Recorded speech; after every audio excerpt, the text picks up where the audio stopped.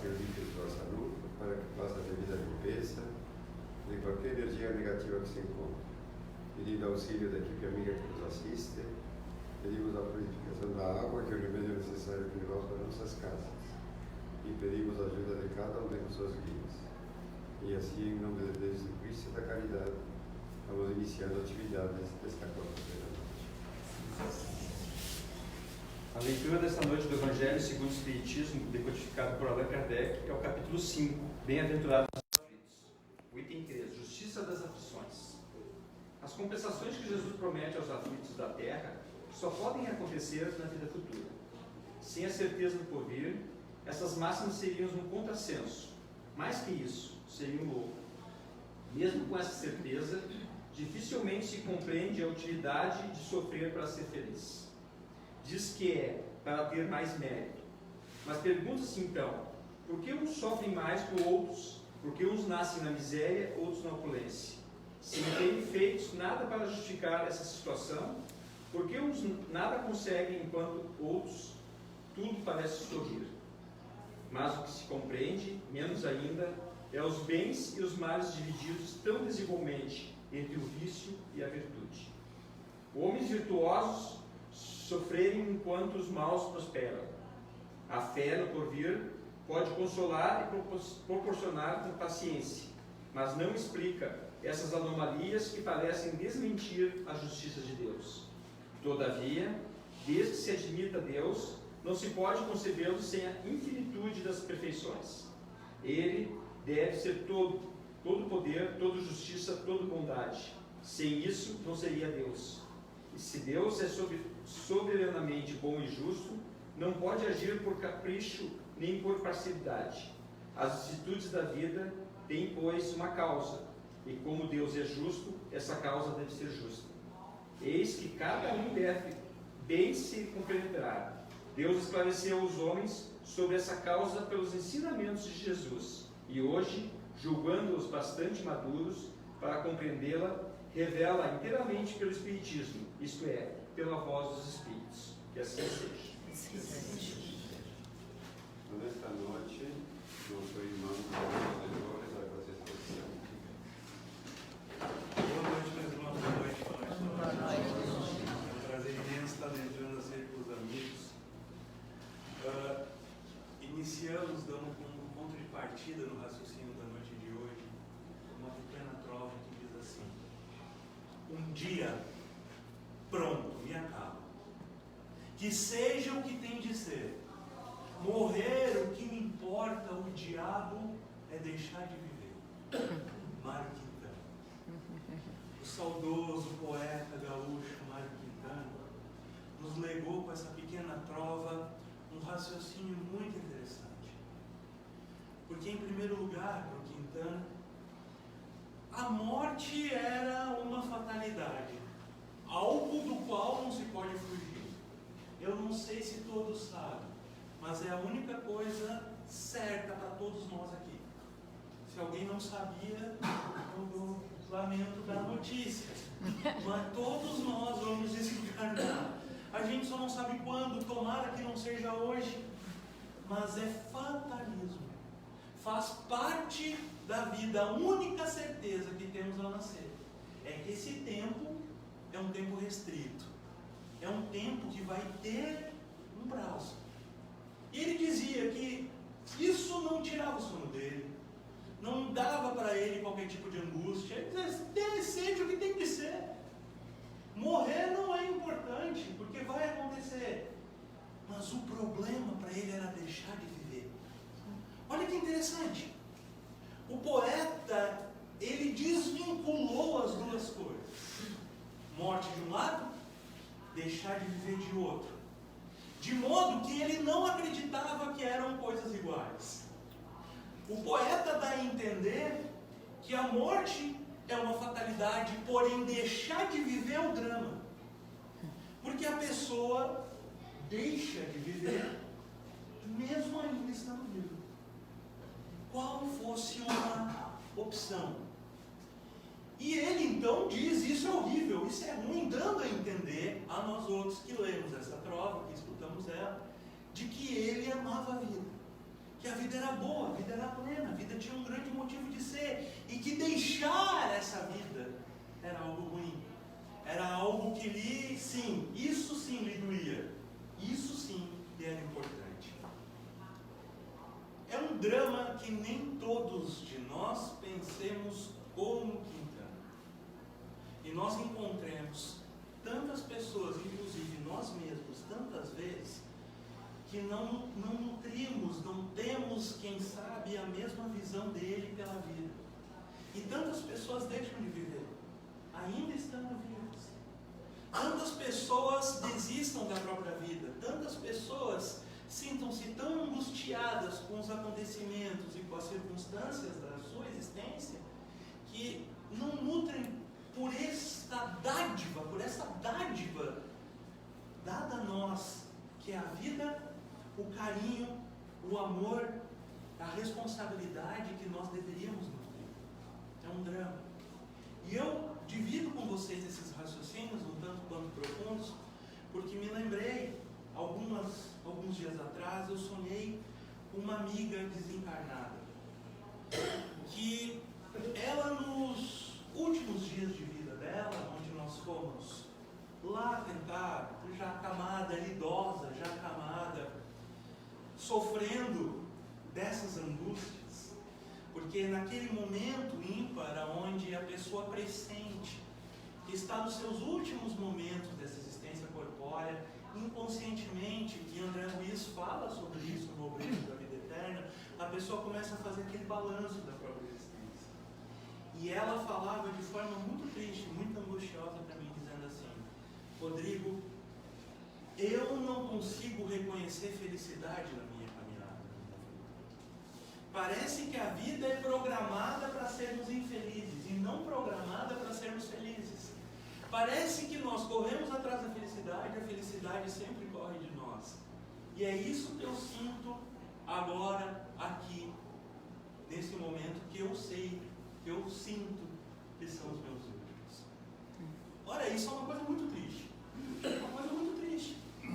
Você chegar a esse momento da sua existência, esse momento crucial desta vida, e você fazendo o balanço, não sentir-se feliz com a sua trajetória, não sentir satisfação, e mais, acreditar que não tem como ser feliz.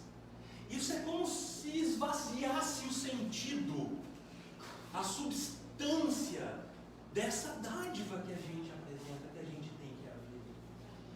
E nós outros, então, com o coração mole, imbuído de boa vontade, a gente tentou argumentar, a gente tentou conversar, tentamos oferecer um outro ponto de vista, porque isso é a graça do Espiritismo.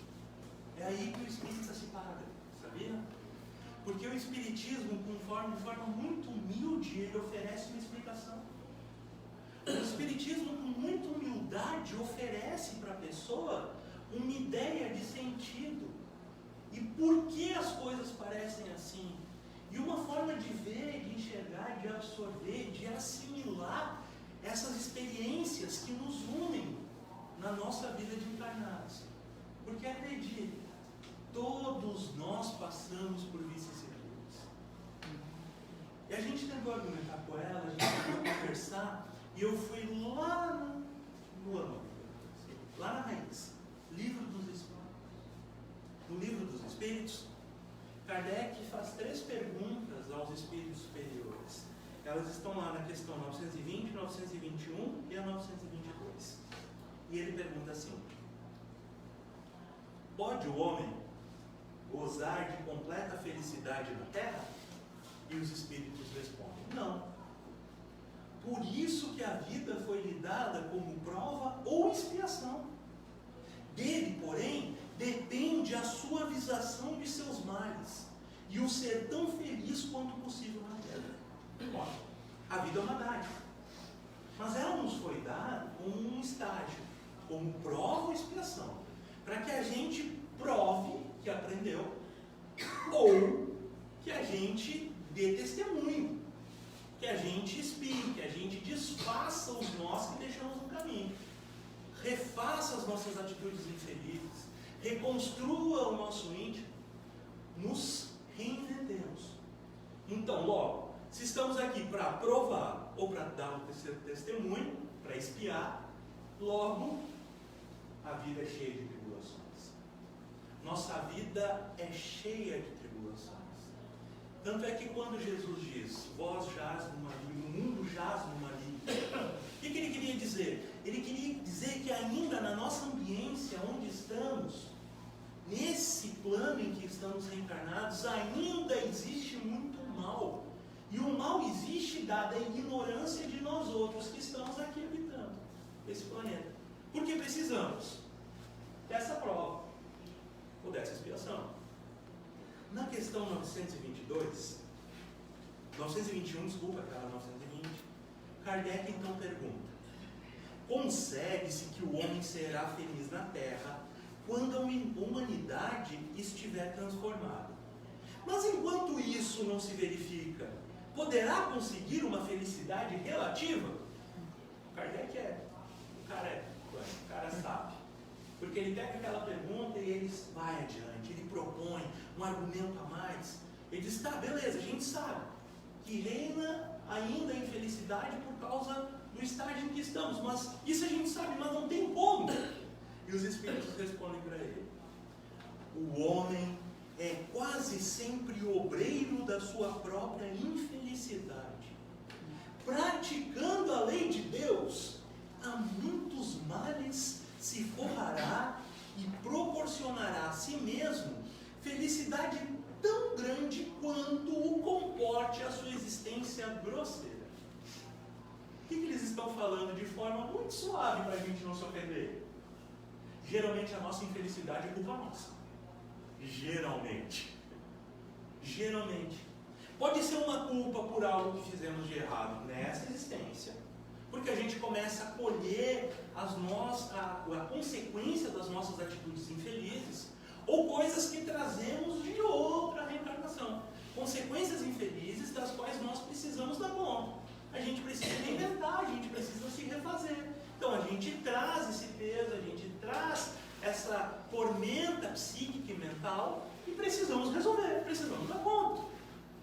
Então sempre vai ter, nós somos os obreiros da nossa infelicidade. Eles estão sendo suaves, eles estão sendo queridos por nós. Eles estão dizendo, conforme der, né? Mas a verdade, e se a gente se debruçar, tanto dentro de nós mesmos, quanto dentro da literatura espírita, a gente vai perceber que tem até um número. André Luiz fala a certo momento no livro Entre Dois Mundos, não, no Mundo Maior. André Luiz fala lá, está conversando com um instrutor, um benfeitor, não me lembro quem era na ocasião. E o benfeitor está falando justamente isso, tentando explicar essa questão da lei de causa e efeito e como nossos atos criam a nossa infelicidade. E o André Luiz vai arguindo, vai perguntando, certo momento diz assim, tá, mas e se a gente fosse mensurar? Então eles dizem, a cada 5 infelicidades que a gente tem nessa vida de encarnado, 4 nasceram aqui mesmo. É dessa existência. Então assim, é um número grande. E o André Luiz ainda questiona, o André Luiz pergunta e ele fala, claro, eu estou sendo grosseiro, estou sendo, falando de uma forma bem simples. Ele diz que os espíritos superiores, eles ainda torcem que certas coisas aconteçam com a gente antes da gente desencarnar. Porque nós tomamos as atitudes infelizes e eles torcem que a gente dê conta delas antes de ir para o outro lado, para não levar isso de uma vida para outra. Porque levando isso de uma vida para outra é mais complicado ainda de resolver. Então nós somos os obreiros da nossa infelicidade. A gente tem a tendência de culpar alguém, né? Ah, minha sogra, meu cunhado pegou dinheiro emprestado, não me devolveu, né? A vizinha que fala mal de mim. O meu chefe, poxa, meu chefe, ele é a causa da minha infelicidade. A gente convenciona isso, né? Mas sabe por que a gente faz? Para ficar a coisa um pouquinho mais leve para nós mesmos. Porque, na verdade, a infelicidade, ele não pode terceirizar a culpa. A culpa é nossa. E a gente precisa dar conta. Kardec continua. Ele faz uma explicaçãozinha sobre isso. Ele diz assim: já nesta vida somos punidos pelas infrações que cometemos, das leis que regem a existência corpórea, sofrendo os males consequentes dessas mesmas infrações e dos nossos próprios excessos. Se gradativamente remontamos à origem do que chamamos as nossas desgraças terrenas, veremos que na maioria dos casos elas são consequência de um primeiro afastamento do nosso caminho reto. Desviando-nos deste, enveredamos por outro, mal, e, de consequência em consequência, caímos na desgraça. É Kardec explica muito melhor que eu, obviamente, você deve entender. Mas é isso. A gente se desvia, e nesse desvio a gente segue envereda por outro caminho, e de consequência em consequência da nossa escolha, a gente vai tendo atribulações. Requeremos as atribulações. Sabe para quê? Para nos colocar no caminho reto de novo. Questão 922.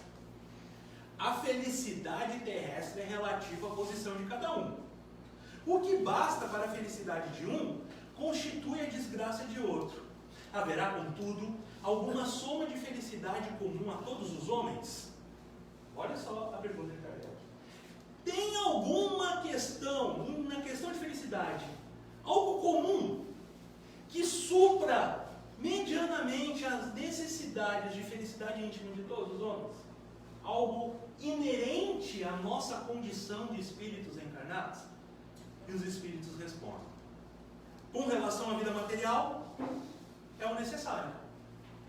Com relação à vida moral, a consciência tranquila e a fé no futuro. O que precisamos para sermos felizes? Dizem os espíritos superiores, no que tange a vida corporal, material, física, o necessário para viver. O necessário. O que é o necessário? O necessário. O necessário para você. Agora nós vamos aprofundar. E ele fala, moralmente falando, espiritualmente falando, consciência tranquila e fé no futuro. Consciência tranquila, daí a gente vai ver. Está lá a pergunta, onde está escrita a lei de Deus? Kardec pergunta aos espíritos, qual a resposta? Na consciência. Então, quando acessamos essa consciência e a nossa consciência está tranquila, logo, moralmente falando, nós temos o suficiente para estarmos tranquilos, felizes, harmoniosos. Alguém já conseguiu dormir com dor de consciência? Ah, não devia ter feito aquilo. E aquilo batendo, martelando. E a gente revira, e se revira na cama, e se revira no travesseiro, chora. A angústia nasce de um momento onde nós não conseguimos ter a noção que a nossa consciência está tranquila. E se a consciência, na consciência que está escrita a lei de Deus, logo nós podemos chegar à seguinte circunstância. Quando nos desviamos da lei de Deus, a consciência dói, bate, atormenta e nos cobra a corrigenda, nos cobra a readaptação. E a fé no futuro, obviamente, porque nós, nos sabendo seres finitos, sabendo que temos um prazo nessa vida, que a nossa passagem de volta já está comprada, carimbada atrás, a gente só não sabe a data, mas que a gente vai voltar na viagem, a gente tem que nutrir daqui dentro de nós precisamos nutrir a fé de que essa viagem vai ser boa. E de que o que nos espera é melhor do que nós percebemos, do que nós temos. Só que agora vem o ponto. A primeira parte.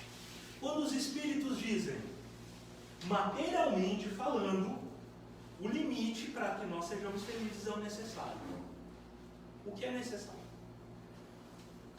O que é necessário para mim é necessário para você. Para você. E para você. Há uma necessidade fisiológica, certo? Qual a necessidade fisiológica que nós temos? Comer. Um corpo saudável, nos alimentarmos, termos proteção, termos roupa. Mas o ser humano é muito mais complexo do que isso. O ser humano tem necessidades infinitas. Já dizia lá, primeiro semestre da faculdade de economia, lá, ele dizia assim, as necessidades são infinitas, mas os recursos limitados. Eles dizem, eles escrevem isso, está certo, de certa forma.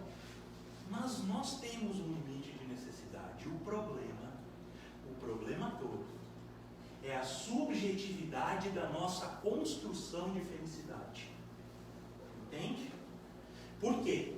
Porque a felicidade é algo tão subjetivo que não existe duas pessoas com a mesma noção de felicidade. O que me faz feliz, o que me faz satisfeito não é nem de longe perto o que cada um de vocês tem. Entendem, meus amigos? Então, eu tenho a tendência a criar a minha noção particular de felicidade. Isso é uma tendência nossa, uma tendência humana. Só que tem um lance nisso tudo. Sabe qual é o lance? O lance é o seguinte: nós não diferenciamos realidade de irrealidade. Nós somos mestres em nos iludirmos, em criar fantasias de nós mesmos e da nossa vida. Somos mestres. Eu não vou entrar na questão cerebral, porque isso demanda tempo, da onde o cérebro pega a questão da realidade, da ilusão, para mostrar que é muito, muito parecido a forma que o ser humano lida com a ilusão do que lida com a realidade. Mas a verdade é essa: nós somos mestres em mentir para nós mesmos e nos convencer daquilo que nós queremos, sem que isso seja a realidade.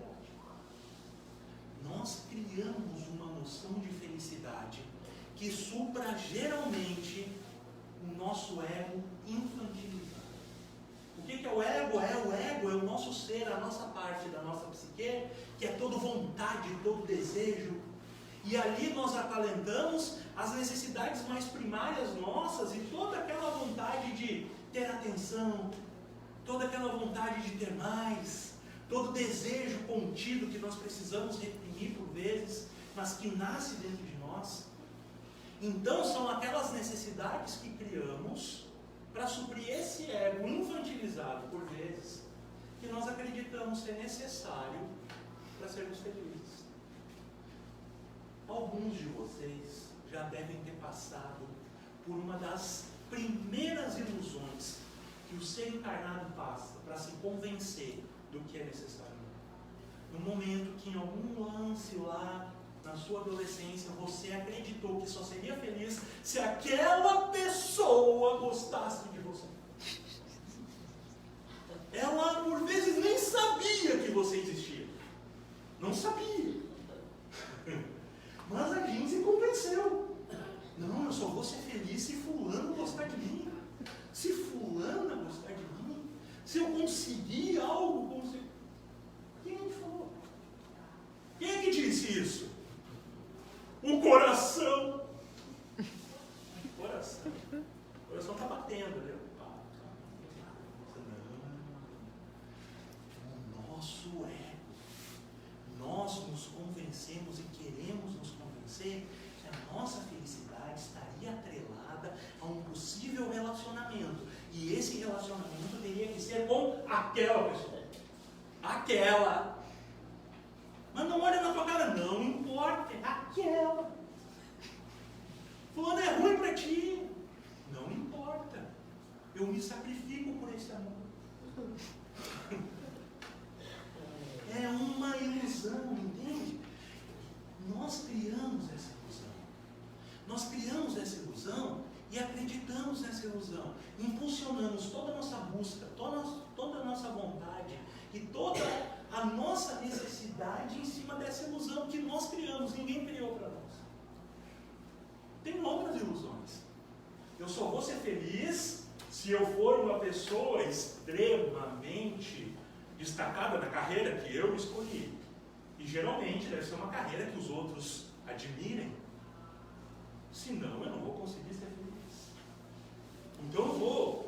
esforçar. Viu? Todo mundo já ficou mais bem assim. Por quê? Sabe por quê? Porque é fácil a assimilação disso. De se sentir especial. Então hoje, vamos pensar hoje. Você já percebeu? Vamos fazer um raciocínio, né?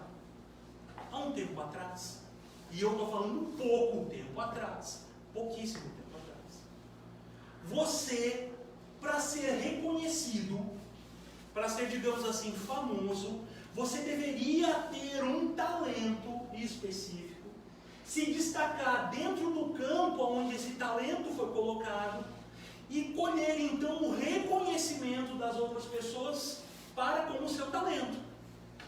Certo? Então, um grande artista, um grande esportista, um grande, sei lá, um grande cientista, uma pessoa em destaque que colocou a sua capacidade a trabalho, se destacar e colheu o reconhecimento dos outros. Hoje não. Basta você ter uma câmera de celular, um acesso à internet.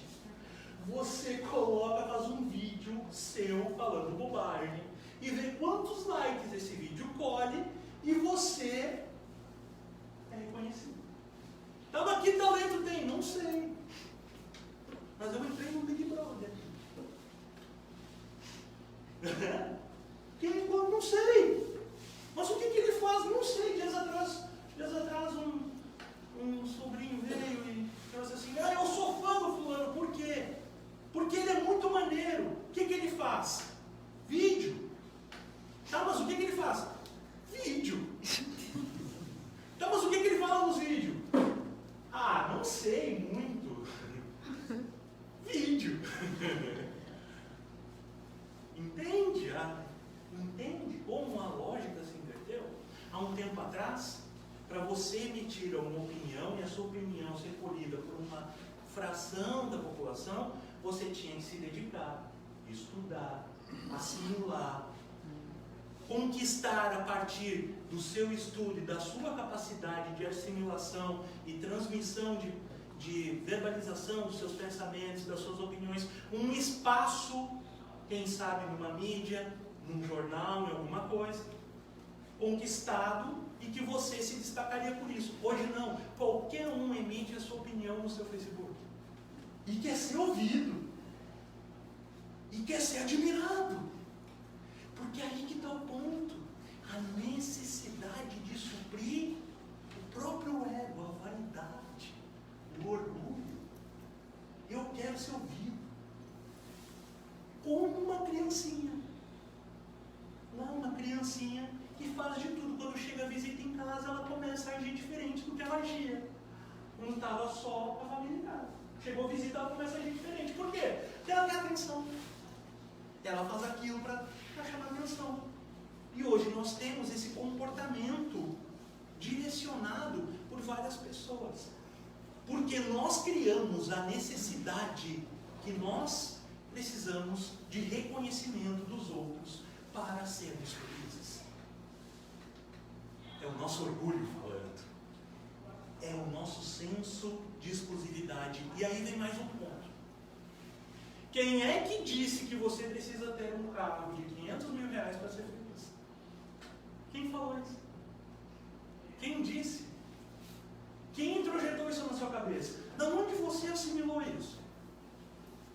Não. Nós criamos essa ilusão através do que viemos absorvendo. Então, meus irmãos, o raciocínio é válido. A única coisa realmente globalizada do nosso tempo atual, na nossa sociedade de hoje, é esse arquétipo de felicidade que condiciona a felicidade a um certo consumo que gere uma sensação de exclusividade. É a única coisa de fato globalizada. Por quê? Os nossos jovens têm qual arquétipo de felicidade para se espelharem? Lá, o nosso menino que está em casa lá, 18 anos, 17 anos, quem ele quer parecer? Qual é a ideia de felicidade que ele está consumindo, que ele está assimilando? Qual é? E a menina, 16, 17, 18 anos, quem ela quer parecer? Quem ela está consumindo? Quem ela está olhando pelo Instagram dela e ela quer parecer, quer imitar? Qual é o arquétipo de felicidade que ela está introjetando, absorvendo, assimilando e criando os seus hábitos, as suas tomadas de decisões e os seus valores em cima da perseguição dessa ideia de felicidade? Que, combinemos, entrou em colapso. Não nutre mais as necessidades humanas. Não nutre mais. Porque nós estamos vivendo uma época, meus irmãos, onde esses arquétipos de felicidades que nós introjetamos, que nós nos inserimos e que nós colhemos para nós, porque estávamos incautos pela vida, não suprem mais as necessidades espirituais do ser. Entraram em choque. Porque a pessoa busca uma noção de felicidade. Se joga de cabeça para buscar aquilo. Acredita que ali está todo o caminho que ela precisa seguir. Quando alcança, vazio. Porque não era ali. Não sou eu que estou falando. São os espíritos falando. Acreditando que a felicidade vai ser plena, os espíritos estão dizendo, não vai. Estou acreditando que a felicidade vai vir quando eu tiver tantos zeros no meu extrato bancário, os espíritos estão dizendo, não é o importante. Eu acreditando que eu só vou ser feliz se eu for admirado pelas outras pessoas, os espíritos falando, não é por aí, né? Não é por aí. E daí é um choque de um modelo que nós assimilamos, um modelo imposto, e as realidades do ser, do mundo, da vida, do espírito encarnado. E daí sabe o que acontece? Sabe o que acontece? Frustração.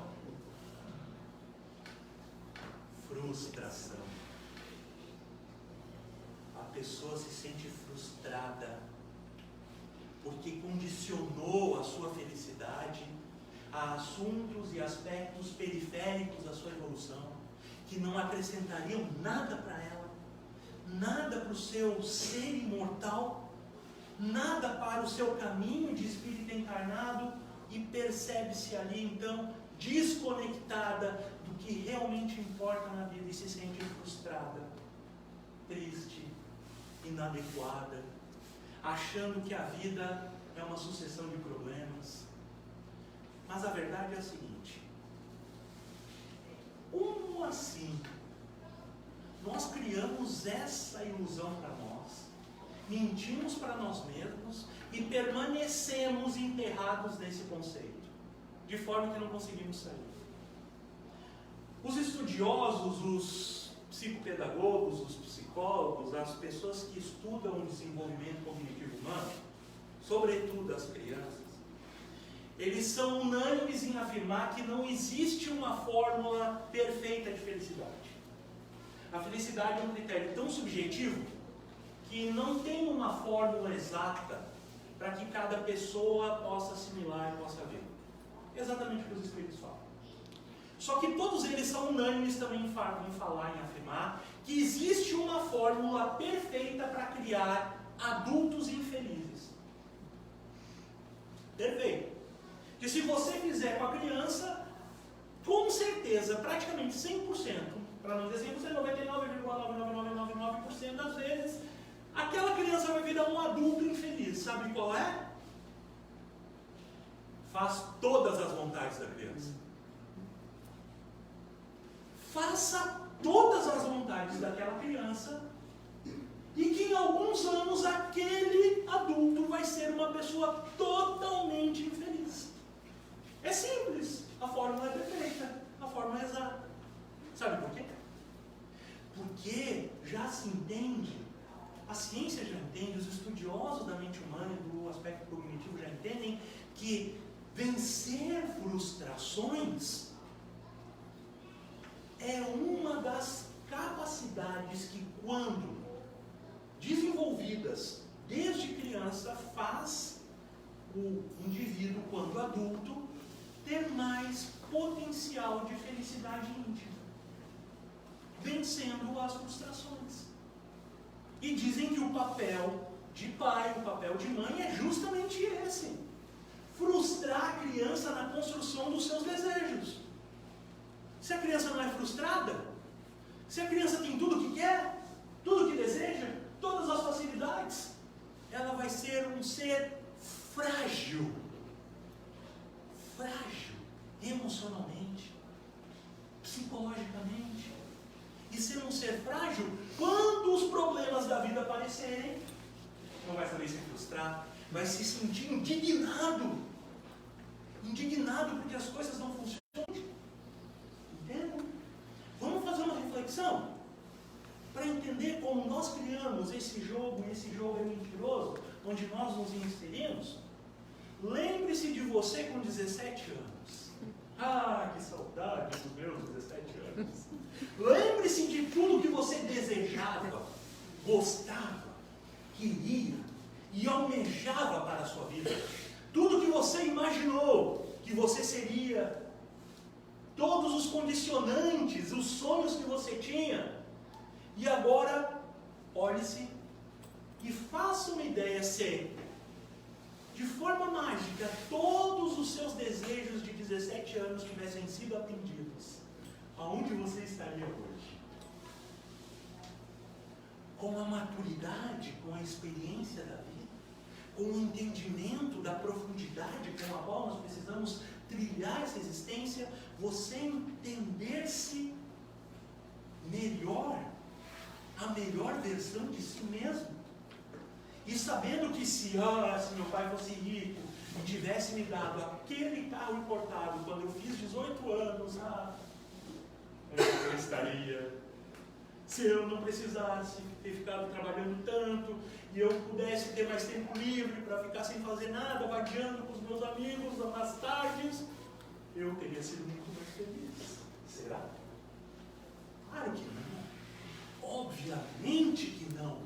Porque o que constrói a solidez emocional da pessoa e dá estofo para a vida da pessoa são justamente os momentos onde precisa desenvolver a resiliência. São justamente os momentos onde precisa enfrentar as dificuldades, frustrar-se, entender a frustração. Aí vem o ponto. Emmanuel escreve um texto no livro Caminho, Verdade e Vida, é o capítulo 165. Emmanuel escreve um texto dizendo: bens externos. Ele pega uma passagem que Jesus fala, que está lá no Evangelho de Lucas, que Jesus diz assim: a vida de um homem não consiste na abundância das coisas que possui. Jesus, Lucas capítulo 12, versículo 15. O benfeitor fala sobre isso. A vida de um homem não consiste na abundância das coisas que possui. A palavra do Mestre está cheia de oportunidade para quaisquer círculos de atividade humana em todos os tempos. Um homem poderá reter vasta porção de dinheiro, porém, o que fará dele? Poderá exercer extensa autoridade, entretanto, como se comportará dentro dela? Poderá dispor de muitas propriedades, todavia, de que modo utiliza os patrimônios provisórios? Terá muitos projetos elevados. Quantos edificou? Poderá guardar inúmeros ideais de perfeição, mas estará atendendo aos nobres princípios do que é portador? Terá escrito milhares de páginas. Qual a substância de sua obra? Contará muitos anos da existência do corpo. No entanto, o que fez do tempo? Poderá contar com numerosos amigos. Como se conduz perante as afeições que o cercam? Nossa vida não consiste da riqueza numérica de coisas e graças, aquisições nominais e títulos exteriores. Nossa paz, felicidade, harmonia dependem do uso que fizermos onde nos encontramos hoje, aqui, agora, das oportunidades e dons, situações e favores recebidos do Altíssimo. Não procures amontoar levianamente o que detens por empréstimo. Mobiliza com critério os recursos depositados em tuas mãos.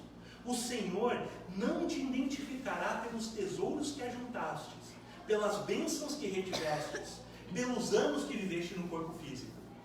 Reconhecerá pelo emprego dos teus dons, pelo valor de tuas realizações e pelas obras que deixaste em torno dos próprios pés. O benfeitor quer dizer que nem tudo que nós almejamos realmente pode nos fazer bem. E que boa parte das circunstâncias difíceis que enfrentamos na vida são justamente oportunidades para o nosso crescimento. Dito isso, e lançadas as bases sobre esse pensamento, o lance não é o que fazemos, mas como fazemos. O lance da vida não é o que projetamos, o que desejamos, mas como projetamos, como desejamos, como realizamos. Não é o que, não é a obra em si, não é a materialidade, mas o significado que nós damos para cada circunstância. E o que ele prega, o que ele propõe, é justamente o que os espíritos superiores falam: ressignificação. Ressignificar, dar um novo significado para circunstâncias que nos oprimem, que nos faz sofrer, que nos angustiam. Assim como nós nos convencemos que aquilo que não está acontecendo é obrigatório para a nossa felicidade, nós também podemos nos convencer que aquilo é uma dádiva que está vindo. Basta desejar, trabalhar, operar, buscar o sentido. Afinal de contas, por que essa dificuldade está me aparecendo agora? Por que essa doença está aparecendo agora? Por que essa crise do meu casamento está aparecendo agora? Por que essa traição apareceu agora? Por que essa crise financeira? Por que esse parente difícil? Por que esse filho ingrato? Por que essa circunstância está vindo agora? Por que ela quer me ensinar? Aonde ela quer me botar? O que ela quer despertar dentro de mim? O que eu preciso deixar de pensar e pensar diferente para suportar? Ressignificar, dar um significado diferente para uma circunstância que nós acreditamos não ser feliz, mas que é uma bênção para o nosso espírito imortal. Foi mais ou menos isso que nós falamos para essa nossa vida. Dada a condição em que ela se encontrava muito lúcida, muito convidativa, muito receptiva a essas novas verdades, a essa ideia diferente. E eu disse, minha irmã, não, eu não consigo aceitar que tu estás falando que tu teve uma vida toda e tua vida não foi feliz. E que a vida é programada para não ser feliz e que a gente, não é isso. Dá um significado novo, pensa diferente. E é então que ela fechou os olhos. E ela parecia procurar dentro dela, viajar dentro dela para um momento em específico, para um lugar específico. Então ela sorriu. Dias depois a filha dela falou no velório para mim que foi o último sorriso dela, e que ela não sorria fazia muito tempo. Ela sorriu. E eu sorri também, eu olhei para ela, eu sorri também, e ela disse assim, eu me lembro. Era 1956, eu era recém-casada com meu esposo. Era outubro. Nós havíamos casado em janeiro. E ia ter uma festa num local próximo onde nós morávamos. Éramos só nós dois, a festa era um domingo, aquela festa de igreja, ia todo mundo. Então eu acordei cedo de manhã, fiz café. Ele botou a melhor roupa, eu botei o meu melhor vestido. Ele encilhou o cavalo na carroça e nós fomos de braços dados, ele guiando a carroça. E era uma manhã tão linda, o sol batia, as flores tinham um cheiro diferente. Nós chegamos na festa. Estava a minha família lá já. A família dele chegou, sentamos numa mesa grande. Almoçamos, conversamos. A música começou a tocar. E eu Fiquei feliz e eu me sentia bem. E ele me tirou para dançar. Rodrigo, tu não sabe como meu esposo dançava bem. Ele dançava muito bem, ele começou a me guiar. E nós começamos a dançar, e era uma música atrás da outra, e eu me sentia leve, eu me sentia bem, ele me abraçava, e nós dançávamos, e a música foi tocando, e o tempo foi passando, e eu me senti tão feliz, eu me senti tão bem. As pessoas começaram a ir embora, mas a gente não parava de dançar. O pai dele foi se despedir dele, e disse, agora que ele está dançando, ele não vai parar, e nós não paramos. E é então, que num certo momento, ele pegou, me olhou nos olhos e me beijou. Eu olhei para ela, ela com os olhos marejados, que coisa linda. E ela disse, linda nada, eu dei um tapa. Era 1956, eu acho que alguém podia beijar em público, numa festa de igreja, o pároco olhando, ele estava olhando. E eu fiquei bravo com meu esposo, fiquei uma semana sem falar com ele. Mas hoje, depois do que tudo tu me falou, se é isso mesmo que tu dizes, se a vida continua como tu dizes, se eu vou voltar para cá como tu dizes, se eu vou viver novas experiências como tu dizes, eu só quero uma única chance de poder mais uma vez dançar com meu esposo. E se ele me beijar, dessa vez eu não vou ficar bravo. Eu fui feliz, mas eu não consegui sentir a felicidade. Eu entendo que tu dizes que eu tive momentos felizes, só que eu estava preocupada com outras coisas. As coisas felizes aconteciam porque eu tive filhos saudáveis, eu fui feliz, eu tive um bom casamento, eu tive as coisas, só que eu estava sempre pensando em outra coisa. Estava sempre desejando algo a mais. Estava sempre olhando algo diferente. Eu queria muito voltar no tempo e ter uma outra oportunidade para poder fazer diferente.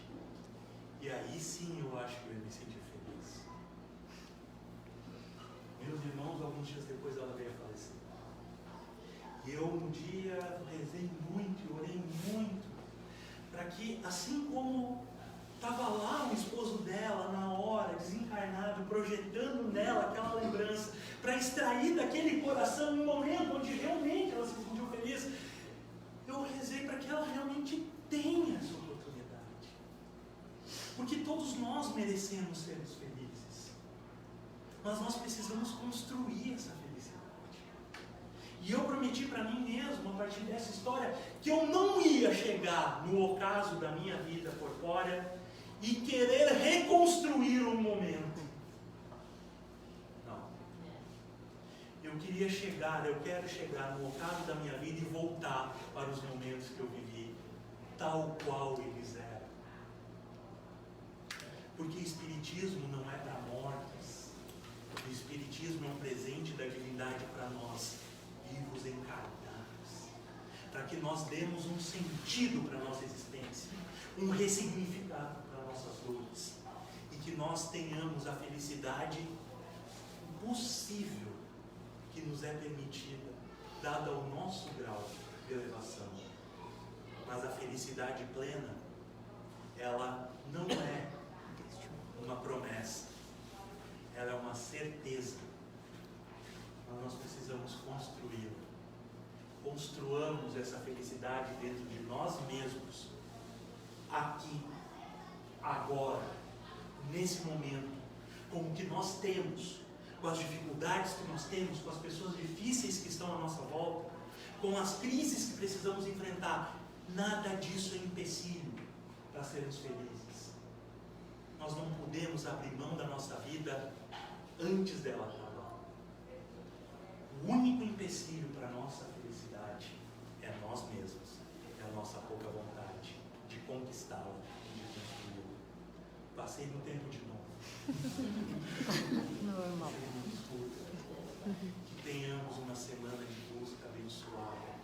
Comecemos a construir a nossa felicidade hoje.